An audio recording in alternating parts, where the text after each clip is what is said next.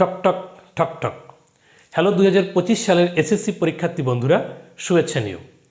আর মাত্র অল্প কিছুদিন পরেই তোমাদের জীবনের সবচেয়ে গুরুত্বপূর্ণ পাবলিক পরীক্ষাটি অনুষ্ঠিত হতে যাচ্ছে। আশা করি তোমরা শেষ সময়ে তোমাদের সর্বোচ্চ প্রস্তুতিটা নিয়েছো এবং সকল সাবজেক্টে এ+ প্রাপ্তি নিশ্চিত করেছো। তবে তোমরা জানো কি, তোমাদের এসএসসি পরীক্ষায় এ+ প্রাপ্তির ক্ষেত্রে সবচেয়ে হুমকি হয়ে দাঁড়াবে যে বিষয়টি, সেটি হচ্ছে ইংরেজি। তাই আজকে ইংরেজি বিষয়ের কিছু সাজেশন নিয়ে তোমাদের সামনে হাজির হয়েছি আমি, sweet Roy, founder of English point. আজকে আমি ইংরেজি প্রথম পত্রে তোমরা কিভাবে এ+ নিশ্চিত করতে পারবে তারই কিছু ফর্মুলা, তারই কিছু সাজেশন তোমাদের সাথে আমি শেয়ার করব। তাহলে চলো বন্ধুরা, আমরা দেখি কিভাবে তোমরা এসএসসিতে ইংরেজি প্রথম পত্রে 90 আপ মার্ক পেতে পারো। তাহলে আমরা শুরু করি। ইংরেজির ক্ষেত্রে আমরা দেখি আমাদের সিলেবাসটিকে কয়েকটি ভাগে ভাগ করা হয়। একটি হচ্ছে সিন কম্প্রিহেনশন, আর একটি আনসিন কম্প্রিহেনশন, এবং আমরা শেষে দেখতে পাই রাইটিং পার্ট। অর্থাৎ দুইটি পার্ট কিন্তু আমরা ইংরেজি প্রথম পত্রে দেখতে পাই। একটা হচ্ছে রিডিং সেকশন আর একটা হচ্ছে রাইটিং সেকশন। তোমাকে এ+ পেতে হলে দুটি পার্টেই সমানভাবে ভালো করতে হবে। আমরা কিছু কিছু ট্রিক্স দেখব এবং সেই ট্রিক্সগুলো পরীক্ষার খাতায় অ্যাপ্লাই করার মাধ্যমে আমরা এ+ নিশ্চিত করতে পারবো। আজকে আমি তোমাদেরকে প্রতিটি নম্বর ধরে ধরে শেখাবো কিভাবে পরীক্ষার খাতায় তুমি কতটা সুন্দর করে লিখতে পারো এবং কিভাবে ইংরেজিতে এ+ পেতে পারো। আমরা প্রথমে দেখব যে সিন কম্প্রিহেনশন থেকে আমাদের প্রশ্ন আসবে এবং সেখানে কিন্তু তোমাদের জন্য 17 মার্ক থাকবে। অর্থাৎ এমসিকিউ মাল্টিপল চয়েস কোশ্চেনে থাকবে 7 মার্ক এবং কোশ্চেন আনসারে থাকবে 10 মার্কস। আমরা দেখি ফার্স্টে এমসিকিউ অর্থাৎ মাল্টিপল চয়েস কোশ্চেন কিভাবে তুমি শিখবে। এখন মাল্টিপল চয়েস কোশ্চেনে তোমাকে সর্বোচ্চ মার্ক পেতে হলে অবশ্যই আমাদের ফার্স্ট পার্টের যে প্যাসেজগুলো রয়েছে শেষ সময়ে তোমাকে একটা টেস্ট পেপার ধরতে হবে এবং সেই টেস্ট পেপার হতে পারে নবদূত, হতে পারে লেকচার, হতে পারে অ্যাডভান্স।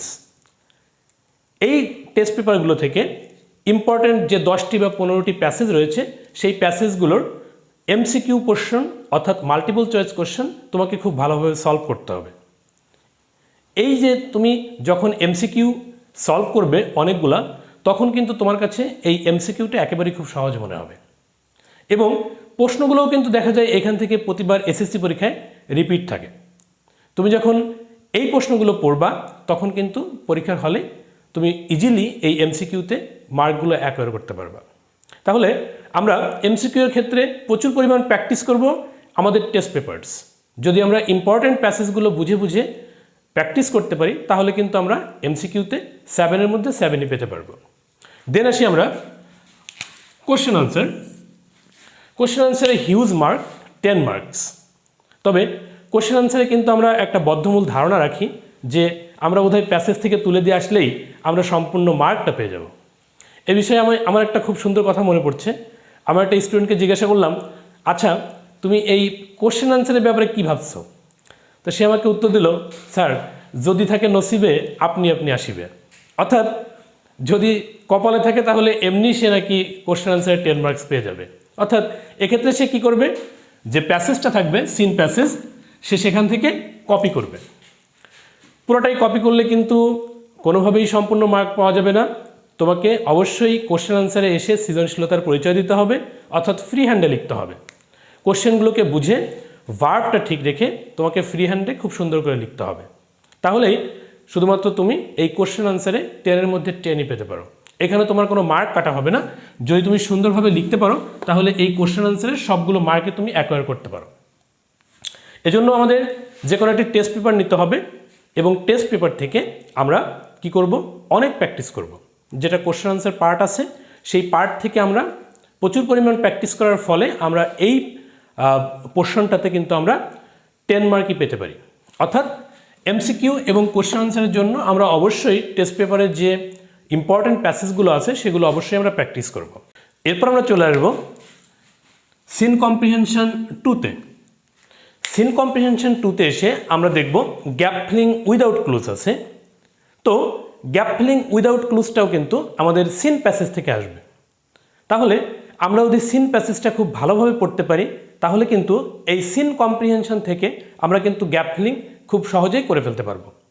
তবে এইখানে একটা প্রবলেম থাকে, যেটি হচ্ছে এখানে প্রচুর পরিমাণ আমাদের সিনোনিম ব্যবহার করতে হয়। যেমন ধরো বইয়ে তোমার দেয়া আছে গুড, আমরা সেখানের পরিবর্তে কিন্তু এক্সেলেন্টও ব্যবহার করতে পারি। আমরা কিছু কিছু স্টুডেন্ট কিন্তু আমাদের কাছে কমপ্লেন করে যে স্যার আনসারের সাথে তো আমাদের প্যাসেজের কোনো মিল থাকে না। প্যাসেজের মিল থাকে না এই কারণেই যে দেখা যায় ওইখানে সিনোনিমগুলো ব্যবহার করে। তো আমরা যদি সিনোনিমগুলো খুব সুন্দর করে ব্যবহার করতে পারি তাহলে গ্যাপ ফিলিং উইদাউট ক্লুজে আর তেমন কোনো আমাদের প্রবলেম থাকে না। দেন আমরা চলে আসবো আনসিন কম্প্রিহেনশন।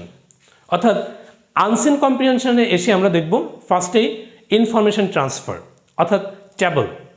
এই জিনিসটা তো পুরো একেবারে মধু। অর্থাৎ কি বলি যে প্যাসেজ থেকে সরাসরি আমরা কিন্তু এই ইনফরমেশন ট্রান্সফারটা একেবারে কমন পেয়ে যাই। অর্থাৎ প্যাসেজে ইনফরমেশন দেয়া থাকে, আমাদের কাজ শুধু প্যাসেজ থেকে এনে টেবিলের মধ্যে বসানো। এই জিনিসে আমরা অবশ্যই 5-এর মধ্যে 5ই পেয়ে যাব। দেন আছে সামারি। সামারিটা আসলে অনেকেরই কমপ্লেন থাকে স্যার সামারি এত সুন্দর করে লিখি তারপরও তো আমরা 5, 6 সর্বোচ্চ 7 পাই, তার বেশি তো পাই না। তো সামারিতে আসলে ভালো করার জন্য কিছু কিছু গুরুত্বপূর্ণ জিনিস আছে যেগুলো সামারি যদি তুমি প্যাসেজ থেকে সরাসরি তুলে দিয়ে আসো তাহলে কিন্তু সামারিতে খুব বেশি মার্ক তুমি ক্যারি করতে পারবে না। সামারিতে তোমাকে ভালো করতে হলে অবশ্যই তোমাকে ফ্রি হ্যান্ডে লিখতে হবে। অর্থাৎ ফ্রি হ্যান্ডে যখন তুমি খুব সুন্দর করে সুন্দর সুন্দর শব্দ তোমার বাক্যে ইউজ করবা তখন কিন্তু তুমি এইখানে বেশি মার্ক পাবা। এক্ষেত্রে আমরা দেখতে পারি যে যারা এই সুন্দর সুন্দর ওয়ার্ড ইউজ করে এবং সুন্দর সুন্দর সেন্টেন্স ইউজ করে প্যাসেজের সাথে সামঞ্জস্য রেখে তারাই কিন্তু পরীক্ষায় খুব ভালো মার্ক পায়। এবং আরেকটা প্রবণতা স্টুডেন্টদের মধ্যে দেখা যায়, তারা কিন্তু প্রচুর পরিমাণ লেখে, সামারিতে প্রায় 1 পৃষ্ঠা 1.5 পৃষ্ঠা লিখে ফেলে, ভাবে 10 মার্ক এই 5 লাইনেই শেষ করে দেবো। এটা কিন্তু ভাবা যাবে না। সামারি মানেই কিন্তু সারসংক্ষেপ। একটা প্যাসেজের 1/3 অর্থাৎ 3/1 ভাগ তোমাকে লিখতে হবে। সর্বোচ্চ 5 থেকে 6টা সেন্টেন্স লিখলেই এনাফ। এবার আমরা আসবো আদার কোশ্চেন্স অর্থাৎ টেবিল, সাবস্টিটিউশন টেবিল। সাবস্টিটিউশন টেবিলটা খুবই ইজি আসে, তবে একটা কমপ্লেন থাকে যে স্যার সেন্টেন্সগুলো অনেক বড়, সেন্টেন্সগুলো কিন্তু মিলানো একটু জটিল হয়ে যায়। তো এই ক্ষেত্রে তোমাকে যে কোনো একটা টেস্ট পেপার নিতে হবে এবং টেস্ট পেপার থেকে যতগুলো তোমার টেবিল আছে সেগুলো কিন্তু আস্তে আস্তে মিনিং সহ মিলাতে হবে। এবং তুমি এটা সঠিকভাবে করার জন্য কি করতে পারো, তুমি কিন্তু টেন্সের সাহায্য নিতে পারো এবং সেন্টেন্সের সাহায্য নিতে পারো। সেন্টেন্স এবং টেন্সের সাহায্য নিলে তোমার এই সেন্টেন্সগুলোতে কিন্তু আর ভুল হওয়ার সম্ভাবনা থাকবে না, তখন কিন্তু তুমি টেবিলে পূর্ণাঙ্গ মার্কই পেতে পারবে। দেন আছে রিয়ারেঞ্জ। রিয়ারেঞ্জ হচ্ছে একটা গেম চেঞ্জার হিসেবে কাজ করে। এই রিয়ারেঞ্জে কিন্তু তোমাকে A+ থেকে ছিটকে দিতে পারে। অর্থাৎ ছিটকে দেওয়ার কারণ হচ্ছে এটাই, একটা রিয়ারেঞ্জ ভুল হলে কিন্তু সেটার কারণে আরও অনেকগুলো রিয়ারেঞ্জ ভুল হয়ে যায়। তো এই রিয়ারেঞ্জে সঠিকভাবে মার্ক পেতে হলে কি করতে হবে, অবশ্যই তোমাকে প্রচুর পরিমাণ প্র্যাকটিস করতে হবে। আর এজন্য তোমাকে তোমার যে টেস্ট পেপার আছে এই টেস্ট পেপার থেকে যতগুলো তোমার রিয়ারেঞ্জ আছে সবগুলো কিন্তু তুমি খুব সুন্দর করে পড়ে ফেলবা এবং খুব সুন্দর করে পড়ে ফেলার মাধ্যমেই কিন্তু তুমি রিয়ারেঞ্জে 8-এর মধ্যে 8 পেতে পারো। হ্যাঁ, কারণ দেখা যায় যে রিয়ারেঞ্জের ক্ষেত্রে প্রচুর পরিমাণ রিপিট আসে। এই বছর নেলসন ম্যান্ডেলা দিল, আবার আইনস্টাইন দিল, আবার রবীন্দ্রনাথ ট্যাগর দিল, এগুলোই কিন্তু আবার রিপিট করে। তাহলে আমরা একমাত্র রিয়ারেঞ্জে ভালো করতে পারি প্র্যাকটিসের মাধ্যমে। প্রচুর পরিমাণ প্র্যাকটিস করলে রিয়ারেঞ্জ কিন্তু তুমি সলভ করতে পারবে। তাহলে আমরা রিডিং টেস্টে দেখলাম এখানে কিন্তু খুব বেশি মার্ক কাটার কোনো সিস্টেম নাই। অর্থাৎ তুমি যদি সঠিকভাবে লিখে দিয়ে আসতে পারো টিচার তোমাকে সব মার্কই প্রোভাইড করবে। অর্থাৎ এখানে কিন্তু 50-র মধ্যে 50 পাওয়া সম্ভব। এজন্য এই রিডিং টেস্টে কিন্তু আমরা খুব সুন্দর করে আমরা প্র্যাকটিস করব যাতে এখানে 50-র মধ্যে 50 পাওয়া যায়। এরপর চলে আসবো আমরা রাইটিং পার্টে।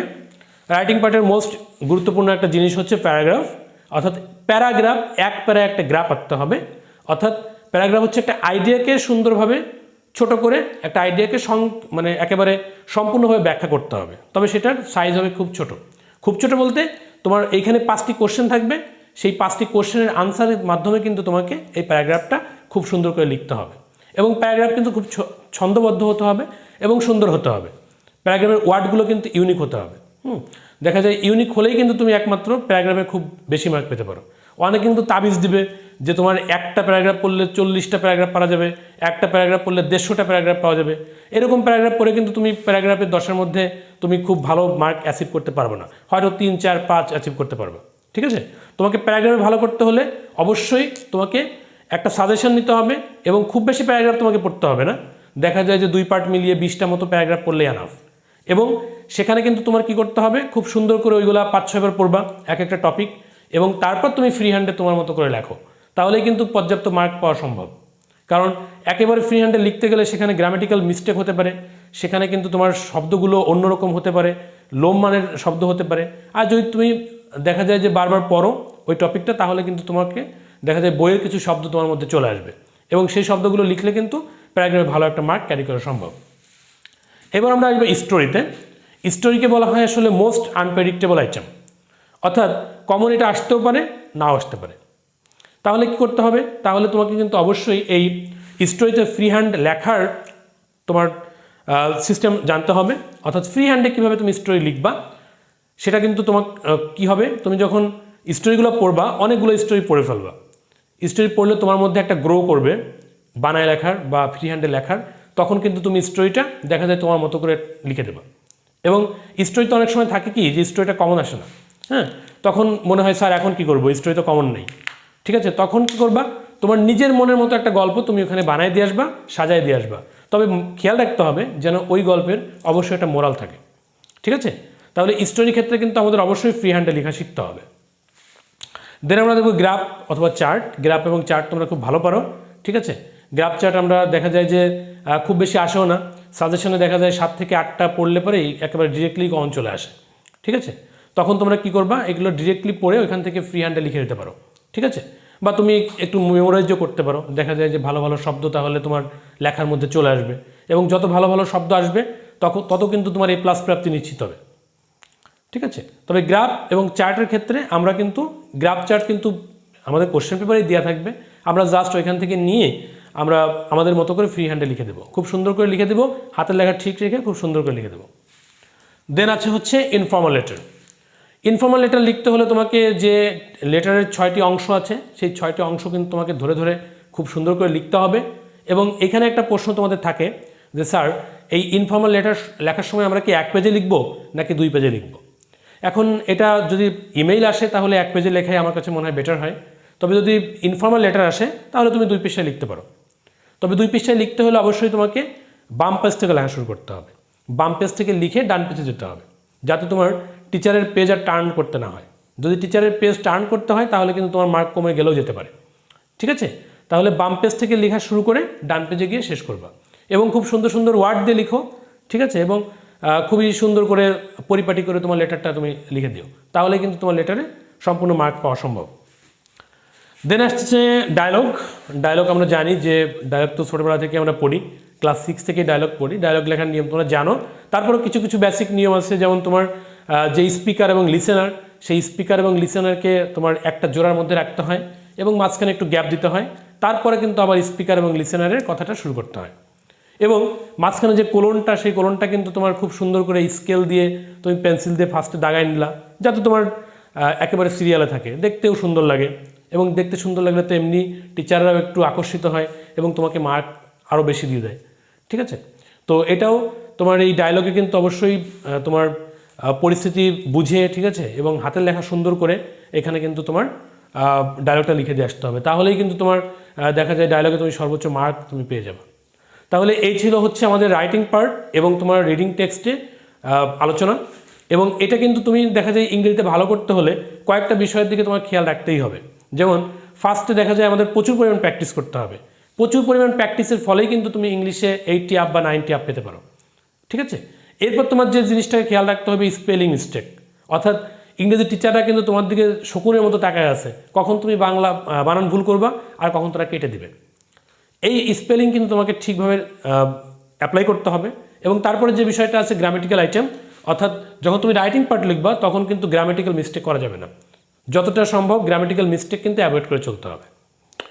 এবং গ্রামেটিক্যাল মিস্টেক অ্যাভয়েড করলেই কিন্তু আমরা দেখা যায় সুন্দর সুন্দর আমরা সেন্টেন্স পাবো, এবং সেন্টেন্সগুলো কিন্তু খুবই শ্রুতিমধুর হবে এবং আসলে সুন্দর হবে, এবং তখন কিন্তু তুমি মার্ক বেশি পাবে।